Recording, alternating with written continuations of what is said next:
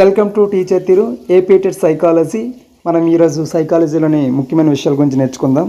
Topic సెషన్కి వస్తే పెరుగుదల, వికాసం, మూర్తిమత్వం, అభ్యాసనం, సంజ్ఞానాత్మక వికాసం. పెరుగుదల శారీరక అవయవాల ఆకార సంబంధమైన మార్పులను పెరుగుదల అంటారు. ఆకార సంబంధమైన మార్పులు అనేవి ఎత్తు, బరువు, పరిమాణంలో సంభవిస్తాయి.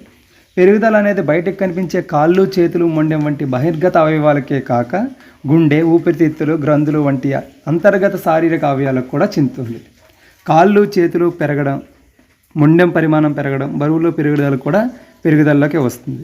ఒక విధంగా చెప్తే మనం చూసుకుంటాం కదా, సెంటీమీటర్స్లో కానీ కేజీల్లో కానీ ఇంకేదైనా మెజర్మెంట్ ఉపయోగించుకోగలుగుతామో అవన్నీ కూడా పెరుగుదలలోకి వస్తాయి.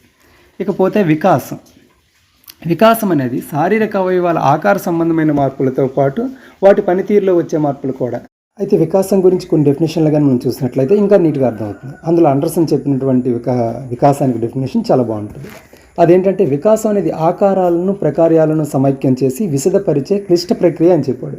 సో ఆకారాలు అనేది పెరుగుదలను చూస్తుంది, ప్రకార్యాలంటే వాటి పనితీరును సూచిస్తుంది. కాబట్టి ఆకారంలో వచ్చే మార్పులు కానీ వాటి కార్యాలలో వచ్చే మార్పులు కానీ ఇవన్నీ కూడా వికాసంలోనికి వస్తాయి. నెక్స్ట్ ఎలిజబెత్ హార్లాక్ ప్రకారం వికాసం అనేది గుణాత్మక, పరిణాత్మక మార్పులను సూచిస్తుంది. ఇక్కడ గుణాత్మకం అంటే దాని వాటి పనితీరు, పరిణాత్మక అంటే పరిమాణం పెరగడం, ఎత్తు కానీ బరువు కానీ ఇవన్నీ. అలాగే క్రైగ్ ప్రకారం ఒక వ్యక్తి సంరచన, ఆలోచన, ప్రవర్తనలో జరిగే మార్పులన్నీ కూడా వికాసమే. ఇది జీవ సంబంధ, పరిసర ప్రభావం వలన సంభవిస్తుందని చెప్పాడు అనమాట. సో ఈ డెఫినేషన్స్ 3 కూడా చాలా ఇంపార్టెంట్, మనం ఖచ్చితంగా గుర్తుపెట్టుకోవాలి. అండర్సన్ ఆకారాల ప్రకారాలను చెప్తే, ఎలిజబెత్ హార్లాక్ గుణాత్మక, పరిణాత్మక అని చెప్తే, క్రైగ్ మాత్రం సంరచన, ఆలోచన, ప్రవర్తనలో మార్పు అని చెప్పాడు. దీంతోపాటు జీవ సంబంధ, పరిసర ప్రభావాలను చెప్పింది కూడా క్రైగ్. అయితే ఇప్పుడు మనం పెరుగుదల, వికాసాల మధ్య భేదాన్ని మనం చూద్దాం. అందులో ముఖ్యమైనది పెరుగుదల, వికాసం. పెరుగుదల అంటే ఆకార సంబంధమైన మార్పులు మాత్రమే సూచిస్తే, వికాసం మాత్రం ఆకార సంబంధమైన మార్పులతో పాటు మిగిలిన మార్పులు కూడా సూచిస్తుంది. ఓకే, మొదటిది. నెక్స్ట్, పెరుగుదల అనేది పరిమాణాత్మకమైతే వికాసం అనేది గుణాత్మకమైనది. గుణాత్మకమని మాట్లాడేటప్పుడు అందులో పరిమాణాత్మకమైన విషయాలు కూడా ముడిపడి ఉంటాయి అనే విషయాన్ని మనం గుర్తుపెట్టుకోవాలి. అయితే పెరుగుదల పరిమాణాత్మకం కాబట్టి దాన్ని మాపనం చేయవచ్చు, అంటే ఎత్తుని సెంటీమీటర్లలో, బరువును కేజీలలో, ఇదే విధంగా. కానీ వికాసం వచ్చేసరికి మాపనం చేయలేము, కానీ అంచనా వేయచ్చు. మీకు ఇక్కడ డౌట్ రావచ్చు, పెరుగుదల అనేది వికాసంలో భాగమే కదా, కాబట్టి దాన్ని మాపనం చేసేటప్పుడు వికాసాన్ని కూడా మాపనం చేయొచ్చు కదా అని మనకు అనిపించవచ్చు. ఒక స్కూల్లో అక్కడ ఉర్దూ మీడియం లేదు, తెలుగు మీడియం స్కూల్లో ఒక పిల్లవాడికి ఉర్దూ కూడా వచ్చు. అంత మాత్రాన ఆ స్కూల్లో పిల్లలందరికీ కూడా ఉర్దూ వచ్చని మనం చెప్పలేం. ఎందుకంటే ఆ వ్యక్తి యొక్క స్పెషల్ టాలెంట్ అది ఉర్దూలో మాట్లాడడం అనేది. కాబట్టి అందరికీ వర్తించదు. వికాసంలో ఉండే అన్ని విషయాలకి ఏవైతే వర్తిస్తాయో వాటిని మాత్రమే మనం చెప్పాలి తప్పితే, వికాసంలో పెరుగుదల ఒక భాగం కాబట్టి పెరుగుదలను మనం మాపనం చేయగలుగుతాం, కాబట్టి దీనిలో కూడా మాపనం చేయొచ్చు అనే విషయాన్ని మనం ఇక్కడ పూర్తిగా విడిచిపెట్టాలి. పెరుగుదల అనేది మాపనం చేయవచ్చు, వికాసం అనేది కేవలం అంచనా మాత్రమే వేయగలం, మాపనం చేయలేము. ఇక పెరుగుదల సంకుచితమైనది, కేవలం ఆకార సంబంధమైన మార్పులను, అలాగే ఎత్తు, బరువు, పరిమాణంలో వచ్చే మార్పులను మాత్రమే పరిగణలోకి తీసుకుంటే, ఇది వికాసం మాత్రం అన్ని మార్పులను, అంటే పెరుగుదలతో పాటు ఇంకా మిగిలిన ఇతర మార్పుల్లో కూడా జీవితాంతం వచ్చే మార్పులన్నింటిలో కూడా అది పరిగణలోకి తీసుకుంటుంది.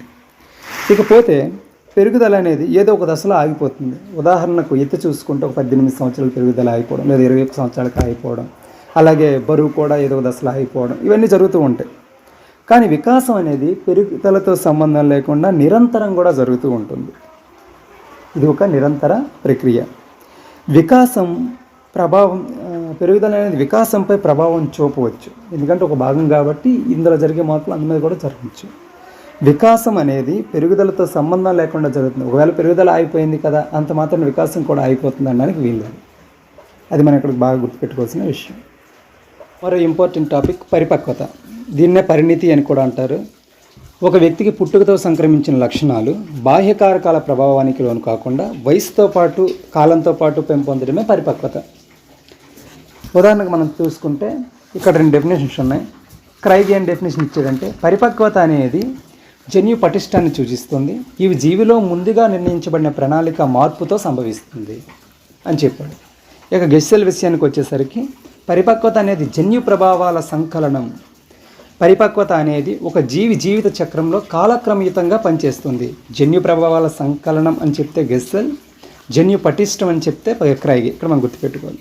అయితే ఇంతకీ పరిపక్వత అంటే ఏంటి అంటే, ఉదాహరణకు పిల్లలు తల నిలపడం, పిల్లలకు దంతాలు రావడం, పిల్లలు నిలబడగలగడం, పిల్లలు నడవగలగడం, మగ పిల్లలు అయితే మీసాలు గడ్డాలు రావడం, ఈ చర్యలన్నీ పరిపక్వతను సూచిస్తాయి.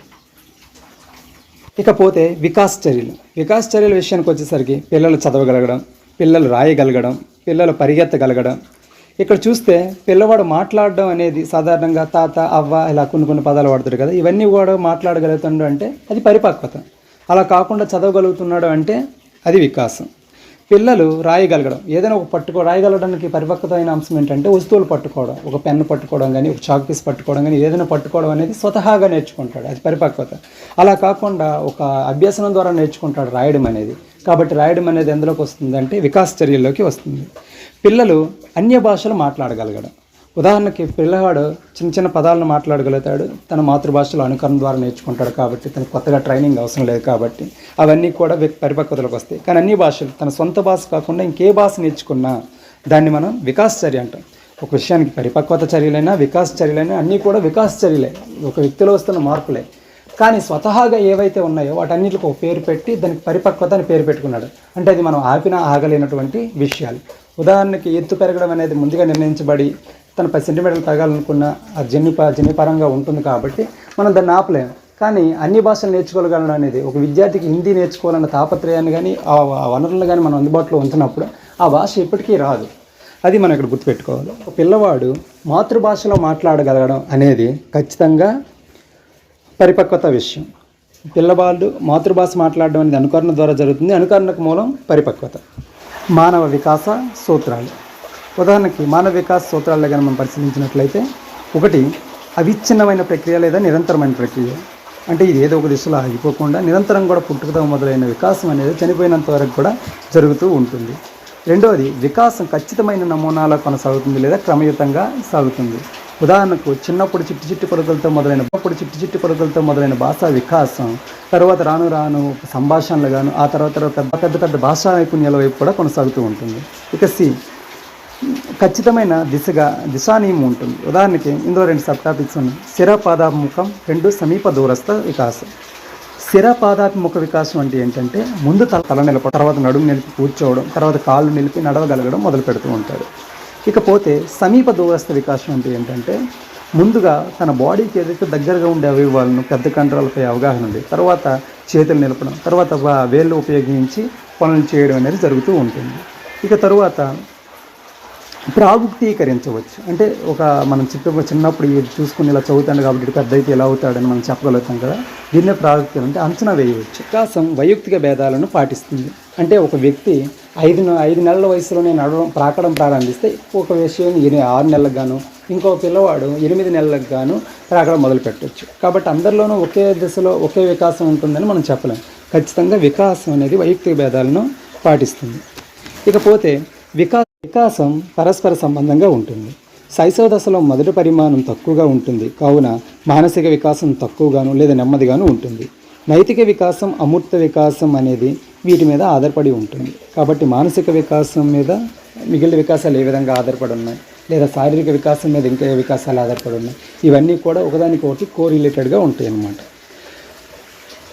వికాసం పరస్పర చర్యగా ఉంటుంది. ఇక్కడ పరస్పర సంబంధం అంటే ఒకే వికాసంలో లేదంటే ఒకే వ్యక్తిలో రకరకాల వికాసాల మధ్య సంబంధాన్ని తెలియజేస్తే, పరస్పర చర్య అంటే ఏంటంటే అనువంశికత మరియు పరిసరాల మధ్య చర్యతో జరుగుతూ ఉంటుంది. వికాసం అన్ని దశలలో ఒకే విధంగా ఉండదు. మనం గుర్తుపెట్టుకుంటే శైశవ దశలో శారీరక వికాసం ఎక్కువగా ఉంటే, బాల్య దశలోకి వచ్చేసరికి మానసిక వికాసం ఎక్కువగా ఉంటుంది. ఇలా రకరకాల దశల్లో రకరకాలుగా ఉంటుంది. వికాసం సరళత నుండి సంక్లిష్టత వైపు ఉంటుంది, లేదా దీని సాధారణ నుండి నిర్దిష్టంగా ఉంటుందని కూడా చెప్పవచ్చు. చిన్నప్పుడు పిల్లవాడు ఏదైనా పట్టుకోవాలనుకుంటే భుజాన్ని మొత్తం ఉపయోగించి చేతితో పట్టుకునే తర్వాత కేవలం వేళ్ళు ఉపయోగించి ఆ పని చేయడం మొదలు పెడతాడు. అంటే ఏదైనా ఒక పని చేయడానికి సరళత నుండి సంక్లిష్టత వైపు వెళ్తుంది అన్నమాట. నెక్స్ట్, వికాసం అనేది సంచిత ప్రక్రియగా ఉంటుంది. చిన్నప్పుడు నేర్చుకునే చిన్న పదాలు అవన్నీ గుర్తుపెట్టుకుంటూ తర్వాత పెద్ద పదాలు తయారు చేసుకోవడం, వాటిని ఉపయోగించి ఇంకొంత పెద్ద సంభాషణలు మాట్లాడగలగడం, ఇవన్నీ కూడా వికాసం సంచితంగా ఉంటుందంట. ఇప్పుడు గుర్తుపెట్టుకోవాల్సిన విషయాలు చాలా ఉన్నాయి. ఇందులోంచి ఏ విషయం నుంచి అయినా సరే బిట్ వచ్చే అవకాశం ఉంది కాబట్టి బాగా చదువుకోవాలి. మానవ శిశు వికాసంపై అనువంశికత ప్రభావం గురించి మనం నేర్చుకుందాం. హాలండ్ అండ్ డగ్లస్ అనే వ్యక్తి ఏ విధంగా చెప్పాడంటే, అనువంశికత అంటే ఒక వ్యక్తికి తల్లిదండ్రుల నుండి కానీ, పూర్వీకుల నుండి కానీ, జాతి నుండి కానీ భౌతిక రూపం, లక్షణాలు, సామర్థ్యాలు క్రోమోజోములపై ఉండే జన్యువుల ద్వారా సంక్రమించడం అని చెప్పాడు. అదేవిధంగా అనువంశికత వాహకాలు జన్యువులు. ఇక్కడ మనం తీసుకుంటే 3 ఉంటాయి: సామీప్యత నియమం, వైవిధ్యత నియమం, ప్రతిగమన నియమం. సామీప్యత నియమం గురించి, మూడిట్ల గురించి మనం చాలా నీట్గా నేర్చుకోవాలి. నెక్స్ట్, వికాసం మీద అనువంశికత ప్రభావానికి సంబంధించినటువంటి కొన్ని లక్షణాలు ఎలా ఉంటాయని తెలుసుకోవడానికి కొంతమంది శాస్త్రవేత్తలు, ఈ విధంగా చెప్పాలంటే అనువంశికవాదులు కొన్ని ప్రయోగాలు చేశారు. వాటి పరిశోధన ఫలితాలు ఏ విధంగా వచ్చాయో చూద్దాం. ఇందులో మొదటిది కెల్లాగ్ దంపతుల పరిశోధన. వీళ్ళు ఏం చేశారంటే, వీరి కుమారుడైనటువంటి డొనాల్డ్, వారు పెంచుకునే చింపాంజీ పేరు గువా, వీటిపై పరిశోధన చేసి వికాసంపై అనువంశికత ప్రభావాన్ని సమర్థించారు. నెక్స్ట్, సర్ ఫ్రాన్సిస్ గాల్టన్ పరిశోధన.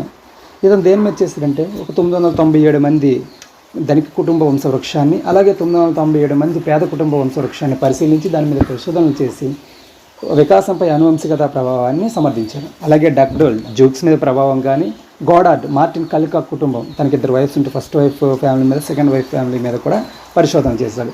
అదే గోడార్డ్ వచ్చేసరికి మార్టిన్ కలికాక్ అయిపోయింది. పియర్సన్ పరిశోధన, చార్లెస్ డార్విన్ కుటుంబం అలాగే హోమ్నీ కుటుంబంపై కూడా పరిశోధనలు చేసి అనువంశికత ప్రభావాన్ని సమర్థించారు. డాక్టర్ విన్షిప్ పరిశోధన, ఎడ్వర్డ్స్ కుటుంబంపై పరిశోధన చేశారు.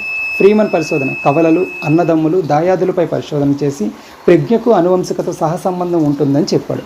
ఇక్కడ మనం గుర్తుపెట్టుకోవాల్సిన విషయంకి వచ్చేసరికి ఎలా క్వశ్చన్ అడుగుతాడంటే, జూక్స్పై ప్రయోగం చేసింది ఎవరు, లేదా మార్టిన్ కలికాక్ కుటుంబం పరిశోధన చేసిన శాస్త్రవేత్త ఎవరు, క్రింది వారిలో అనువంశికత వాదులు ఎవరు అని కూడా క్వశ్చన్ వస్తుంది. సో చాలా జాగ్రత్త. అదే ఆల్పోర్ట్ ప్రకారం మనుషుల సుఖ దుఃఖాలకు, వైవిధ్యాలకు అనువంశికతే ప్రధాన కారణం అని చెప్పాడు. ఆల్పోర్ట్ ఏం చెప్పాడంటే, మనుషుల సుఖ దుఃఖాలకు, వైవిధ్యాలకు అనువంశికత కారణమని చెప్పాడు. నెక్స్ట్ వచ్చేసరికి వికాసంపై పరిసర ప్రభావం, అనువంశికత మీద పరిసరాల ప్రభావం ఎలాగ ఉంటుందని చెప్పి కొంతమంది పరిశోధన చేశారు. అవి ముందు నేర్చుకున్నాం. అయితే వికాసం మీద పరిసరాల ప్రభావం గురించి తెలుసుకునే ముందు అసలు పరిసరాల ప్రభావం అంటే ఏంటో తెలుసుకున్నాం. బోరింగ్ లాంగ్ ఫీల్డ్ వెల్ ప్రకారం జన్యువులు తప్ప వ్యక్తిపై ప్రభావం చూపే ప్రతి కారకము పరిసరమే అని చెప్పాడు. వుడ్వర్డ్ ప్రకారం ఆ జన్మాంతము వ్యక్తిపై ప్రభావం చూపే ప్రతి బాహ్యకారకం కూడా పరిసరమని చెప్పాడు. ప్రవర్తనవాదానికి మూల పురుషుడైన జేబీ వాట్సన్ అప్పుడే పుట్టిన 12 మంది పిల్లల్ని వారి కుటుంబ నేపథ్యంతో సంబంధం లేకుండా తాను నియంత్రించిన పరిశ్రమలో పెంచి డాక్టర్లు, ఇంజనీర్లు, లాయర్లు, కలెక్టర్లు, దొంగలు, ఆఖరికి అడుక్కునే వారికి కూడా తయారు చేయవచ్చని అన్నారు. దీన్ని బట్టి పరిసరం ప్రభావం ఎలా ఉంటుందనేది చాలా బాగా అర్థం చేసుకోవచ్చు. ఇకపోతే డబ్ల్యూసి బ్రాగ్లే పాఠశాల వసతులకు పిల్లల వికాసానికి సంబంధం ఉంటుందని చెప్పారు. స్కోడక్ పెంపుడు పిల్లలపై పరిశోధన చేసి వికాసంపై పరిసర ప్రభావాన్ని సమర్థించారు. న్యూమన్ 19 జతల సమరూప కవలల మీద పరిశోధన చేసి వికాసం మీద పరిసర ప్రభావాన్ని సమర్థించాడు. ఇక్కడ మనం గుర్తుపెట్టుకోవాలి, డబ్ల్యూసి బ్రాగ్లే కానీ, స్కోడక్, న్యూమన్ చాలా ఇంపార్టెంట్వి.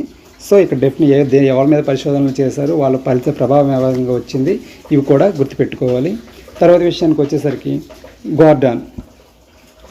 ఈ గార్డన్ జిప్సీ పిల్లల మీద, పడవ నడిపే పిల్లల మీద పరిశోధన చేసి పాఠశాల పరిసరాలకు, పిల్లల వికాసానికి సంబంధం ఉంటుందని తెలియజేశాడు అన్నమాట. ఫ్రీమన్ మిల్డ్రెన్ రూత్ అనే సమరూప కవలలపై పరిశోధన చేసి వికాసంపై పరిసరాల ప్రభావాన్ని సమర్థించాడు.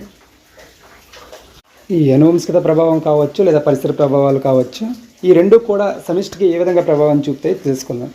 రోమ్ సామ్రాజ్య నిర్మాతలైనటువంటి రొమ్యులస్ రేమస్లపై జరిపిన పరిశోధన కావచ్చు, లేదా 1920 పశ్చిమ బెంగాల్ అడవులలో తోడేళ్ల మధ్య తిరుగుతూ పట్టుబడ్డ కమలా అనే పిల్లలపై చేసిన ప్రయోగం కావచ్చు, పరిసరాల ప్రభావం చూపిస్తుంది. అయితే శాస్త్రవేత్తలు వికాసం మీద అనువంశికత, పరిసరాల ప్రభావాన్ని సమీక్షిస్తూ మనిషికి శారీరక రూపం, తెలివితేటలు అనువంశికంగా సంక్రమిస్తాయని, సాంఘిక, ఉద్వేగ, నైతిక, భాషా వికాసాలు పరిసర ప్రభావంగా సంక్రమిస్తాయని చెప్పారు. ఒక చెల్లుబాటు అయ్యే నాణానికి బొమ్మ, బొరుసు ఎంత ముఖ్యమో ఉన్నత వికాసం పొందే వ్యక్తికి అనువంశికత, పరిసరాలు కూడా అంతే ముఖ్యమని సూచించారు. వుడ్వర్త్ వికాసం మీద అనువంశికత, పరిసరాల ప్రభావాన్ని సమీక్షిస్తూ అనువంశికత, పరిసరాల సమిష్టి ఉత్పన్నమే వ్యక్తి అని చెప్పారు. సో ఓకే, ఈరోజు క్లాస్ పూర్తయింది. ఈ క్లాస్ కానీ మీకు నచ్చినట్లయితే నేను నెక్స్ట్ క్లాస్ నవజాత శిశువు లేదా శైశవ దశ, బాల్య దశ, ఉత్తర బాల్య దశల్లో మానసిక, ఉద్వేగ, నైతిక, సాంఘిక వికాసాలు ఏ విధంగా ఉంటాయి అనేది తర్వాత క్లాసులో నేర్చుకుందాం. అంతవరకు సెలవు, బాయ్.